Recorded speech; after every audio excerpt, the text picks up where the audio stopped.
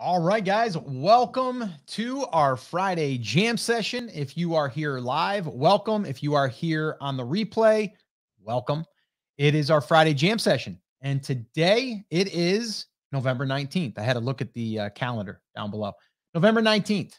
And that is a Friday. And it is 10 a.m. Eastern time. And what a week we're having over here because, we are on day 5 of our content creation challenge, our 7-day content creation challenge. And it's going really, really well. This is the second time that we've taught this live. And it's a lot of fun. It's a lot of fun for us and the students because we get to go through this step by step and live. And we get to also have some takeaways ourselves. And I say ourselves, myself and Chris Schaefer, who's also helping me teach this. And what the big aha, and that's why I wanted to discuss this here today on our jam session, was evergreen content. Why it is something that I love creating. It's why it's so powerful and really why that's what you should be focusing on. If you really understand the value of evergreen assets, evergreen content, you'll want to do it more and more and more because it starts to compound on itself. It's kind of like stocks in a sense, right?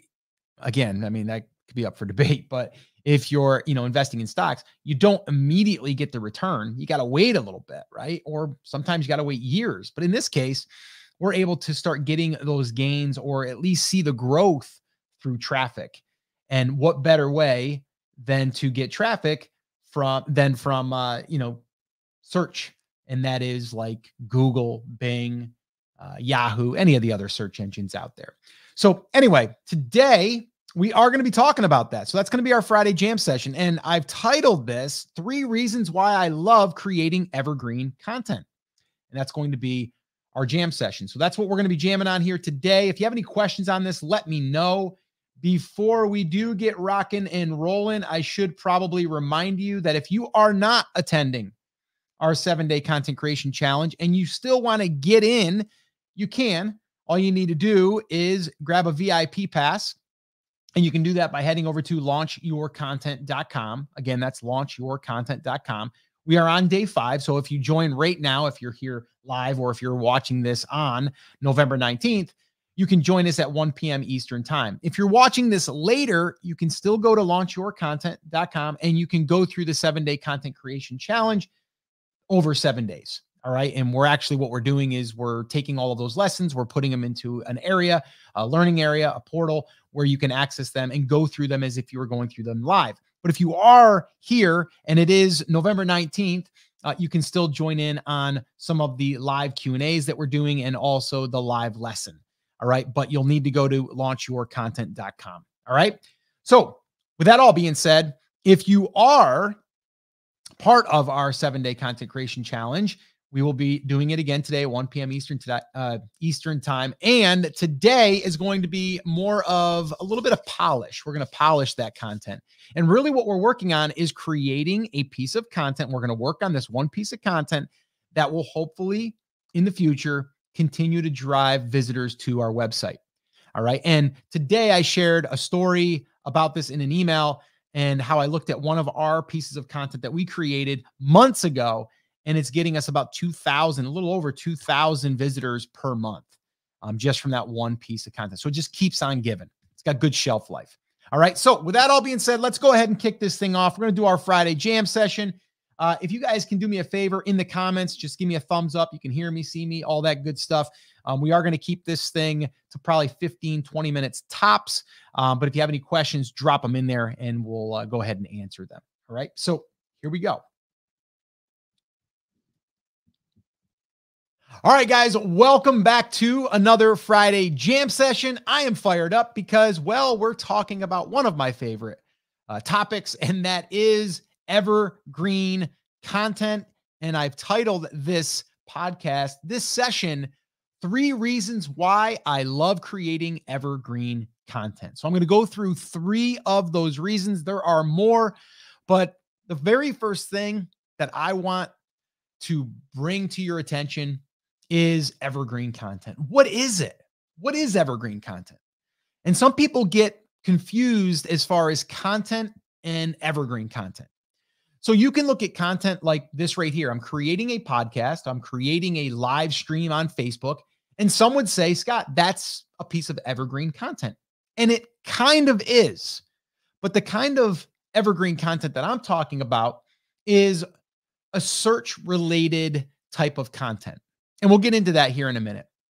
If you have been listening for any period of time over the past 12 months, then you know that I'm pretty big on this thing I'm calling niche properties, where we're building digital real estate online. It's where we create content that gets picked up by the search engines. And then when people search for something, they find the piece of content, it brings them over to the website or the niche property, as I call it. And that gets tracked as a visitor. And then we can monetize that visitor through ad networks, affiliate offers, our own products, however we want to monetize. Okay. So really that's what I'm looking at. But if we're looking at it as just a, hey, here I am creating a piece of content on Facebook, let's say, right? Yes, that piece of content won't go away unless I delete it, right?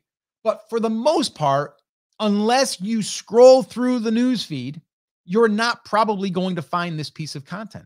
You're not going to go to Facebook and search for a piece of content. And I want you to ask yourself that. Have you really ever went to Facebook and went in their little search bar and searched for something? I bet you it's less than 1% of people that actually go there to search. They go there and scroll. And what grabs their attention that day, that is where they are going to look at that piece of content.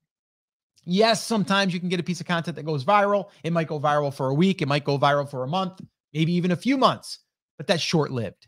So what I like to look at is evergreen content. Now, a podcast, is that evergreen content? Yes. Can you search for something in the podcast directory? Yes. Is it common? Not really, right? Once you kind of subscribe to a show, that's the interest of the show. So in this case, if you're a subscriber of the podcast, you're probably interested in building a brand, selling products, whether that's physical products, digital products, building content or creating content that drives traffic, building a niche property. That's probably what you're interested in.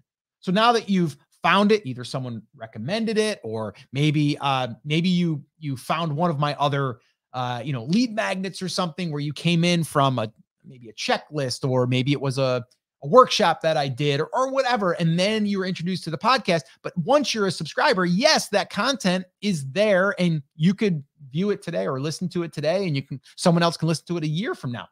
But for the most part, that content is not really being searched for.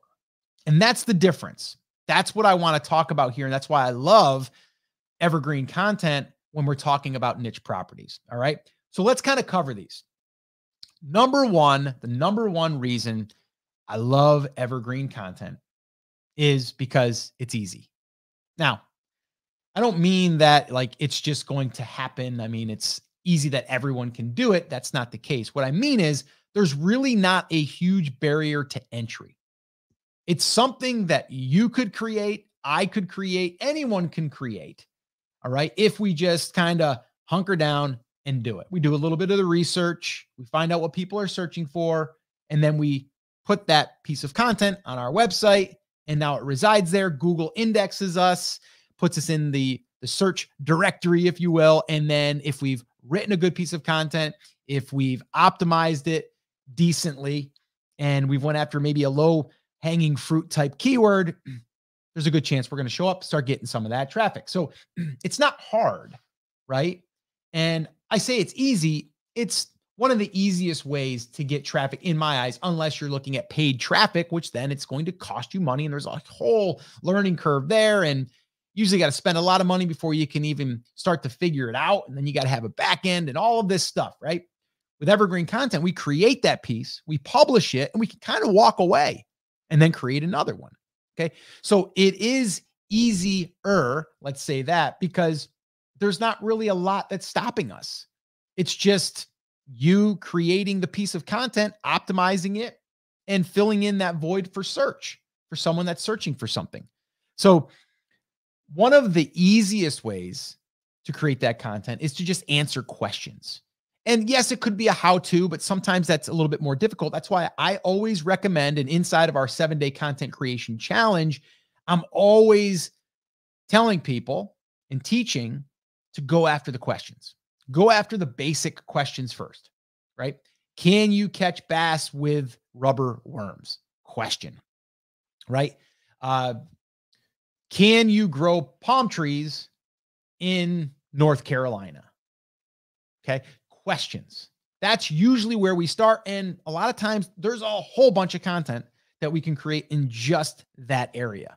So basic questions. So that's why it's easier to do it that way. And you can actually create this content, right? I probably should tell you that if you want help with this, you can always find that by heading over to launchyourcontent.com. We have a full 7-day content creation challenge there where we'll take you through the entire process. We'll teach you how to do the research, find those low hanging fruit keywords, and then create the content, publish it, optimize it, and start getting some of that traffic. So launchyourcontent.com, little shameless plug there. All right. So number one, it's easy to create. It's not hard. Okay. You can do it yourself. And if you don't want to do it, my second point here on why I love it is because it can be outsourced. Okay. I'm not a good writer. I'm not really, I'm a decent researcher, but I'm just not a good writer and I don't enjoy it, right? I'm not a good typer and it's a little hard for me, but I do it. I write my emails and, I do write some blog posts and, I do write when I need to. But the cool thing about this is if you don't want to write, you don't have to. There's so many resources out there that we could hire that out. So that helps someone like me, or maybe you, that wants to scale. Maybe you want to go from where you're going to create 1 post a week, but you want to do 3, have the other 2 outsourced. So that's the other great benefit of creating content and evergreen content, is because we can outsource it. Okay. And we can scale this. So that's the second reason why I love this type of content, because you don't need a face. I don't need to say, hey, can you record something for me? Can you record a video? And then it's not you, or it's someone else, or they have to worry about how they look or how they sound. No, it's writing. It's, words on a document or in a document inside of a blog post. Okay. So it can be outsourced. We can find someone to do it. And I know you might be asking yourself, well, Scott, where do you find those people? I mean, there's a whole bunch of places you can find people. There's services out there that do it for you. And it ranges between like $30 an article to $100 an article, to be honest.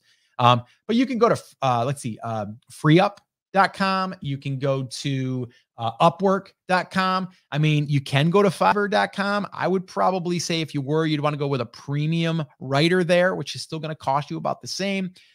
You can go to iWriter.com. So there's just a few for you, but you really can find a writer, and not that hard. The other thing I want you to think about too is, if this is an evergreen asset, an evergreen piece of content, think about it as an asset that you're investing in, right? So what people don't look at when they're building out one of these niche properties is they're like, I want to do everything bootstrapped. I don't want to spend any money on this. That's fine. You're going to spend time then, right? So you're going to trade your time for the money that you would be investing in hiring a writer. Okay. So you have to just keep that into perspective. But a lot of people are like, well, I don't want to spend money on content until I know that it's going to get me traffic. You can't look at it that way. You have to say, I'm going to do my research. I'm going to learn, and I'm going to be able to put a piece of content out there that potentially could bring back visitors. And I was recently just going through this the other day because I was curious. I'm like, I'm going to look at some of the content that we've created. I just want to see, is there something that stands out as a piece of evergreen content that I'm like, man, I'm really glad that we created that piece of content. There was one piece of content, and this doesn't happen all the time. There's one piece of content right now that's giving us between 2,000 and 2,500 visitors per month from one piece of content. Well, some would say, well, Scott, that's great. But what if I get one that only gets 300 searches a month, people, or maybe I only have one that gets 100. Well, think about that. If you invested that time, let's say it takes you an hour and a half to create this piece of content. And for the next 12 months, 2 years, 3 years, 5 years, you're getting 100 visitors per month. It adds up, right? So Maybe you have 100 of those posts. Maybe you have 300 of those posts. Some are going to get 100, some are going to get 500, some are going to get 2,000. Okay. So you always have to think about that. Evergreen content is evergreen. It's always going to be there. And the other cool thing is sometimes you're going to find out that it might take 6 months before it starts to get traffic. And then after that, guess what? It takes off. And now it's getting 800, maybe 1,000, maybe 2,000. We've had that happen. And then sometimes it'll dip again, but that's okay, right? Because you have an asset that can continue to deliver traffic. All right. So that's number 2. So number 1, it's easy to create. There's no barriers there really. Okay. Number 2, it can be outsourced. Again, we can outsource it. So no excuse there. And 3, it has a long shelf life. Okay. But when done right, you can't just slap up a piece of content, 300 words and go, okay, I did it. I put content out there. Why is it not working? Well, number 1, you got to do the research. You got to find the low hanging fruit. You got to find the long tail keywords, especially in the beginning. You want to get relevancy going on your website. But if you create a decent piece of content, you optimize it even 80% of the way there's a really good chance that you'll start getting some traffic. And the other thing is once it's there, once it's live, it's published, it's there. It's there and it can be found. Now, here's one thing that I do see people making the mistake of is they try to make that piece of content perfect and then it sits in draft for months before they publish it. Little secret here, a little insider, little thought here for you. If you don't publish that piece of content, Google doesn't index it. So it's not doing you any good in draft. You got to hit publish. Okay. Hit publish. I would rather have a piece of content that it's not perfect, but it's good. And then I can always go back and tweak it, by the way. I'd rather have that piece live than have nothing, because what's my chances of getting traffic if it's in draft? 0. What's the chances of it getting traffic if I publish it live? Pretty good. So think about that the next time that you're kind of like laboring over a piece of content and you're just like, oh, I don't want to hit publish yet. Just hit publish, move on, do the next piece. All right. So it does have a long shelf life. But the one other thing I want to make very, very clear is if you're talking about tech stuff or something that will be in now, but not later, a trend or something that could go out of,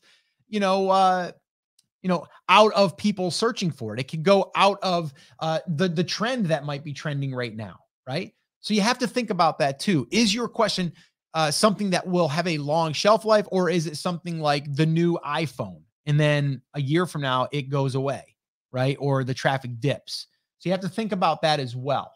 All right. And, bass fishing.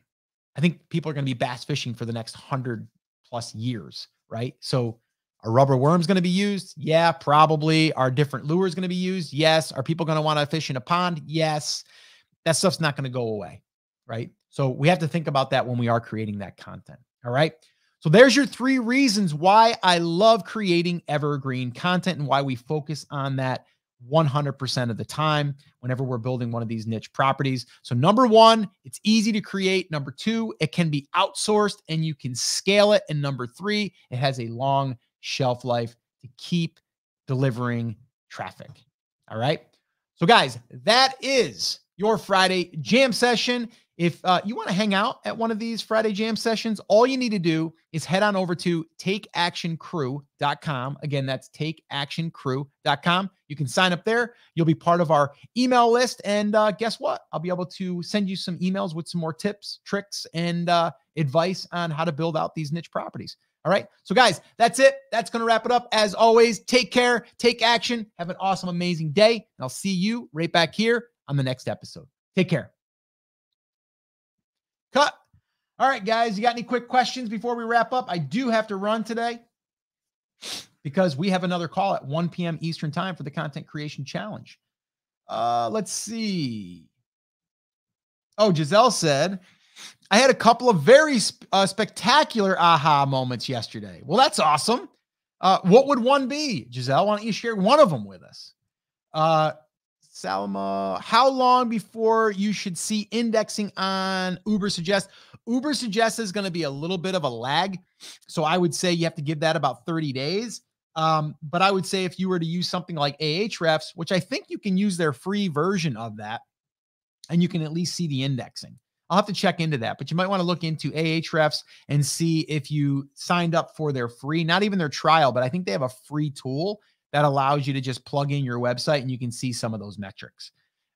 So that would be something that you could do. But yeah, guys, if you are watching this live or on the replay, and it is November 19th, we are on day 5 of our content creation challenge. Today will be the polish session where we're going to actually take it and polish it up a little bit, get it ready to publish. You can, well, if you're already signed up, you're going to get the notifications. We're already sending out emails, and we're publishing it in the pop-up group for the 7-day content creation challenge. If you're not yet part of that and you want to become a VIP where you'll get access to all the recordings, the downloads, workbooks, slides, all that stuff, head on over to launchyourcontent.com. Currently, right now, it is $27. Yes, I know, crazy. And it will be going to $97 as soon as the challenge ends. And then from there, also the live Q&As will be they'll be recorded, and then they're all uploaded inside of the learning portal as well. So launchyourcontent.com, go there, check it out if you want help with creating content like this, and we'll get you going. We'll get you set on the right track. Okay, so Giselle had said, well, this whole thing is creating a blog versus a website. Once I made the distinction, it released my mind. So yeah, so basically, instead of it being a website, you're creating a blog. They're basically the same thing. But what you need to understand is a website, most people are not going to be showing up to your homepage. When everyone spends so much time on making their homepage beautiful, right? The funny thing is on our sites, we really don't even focus on the homepage until we start getting some traffic, because it's not really necessary.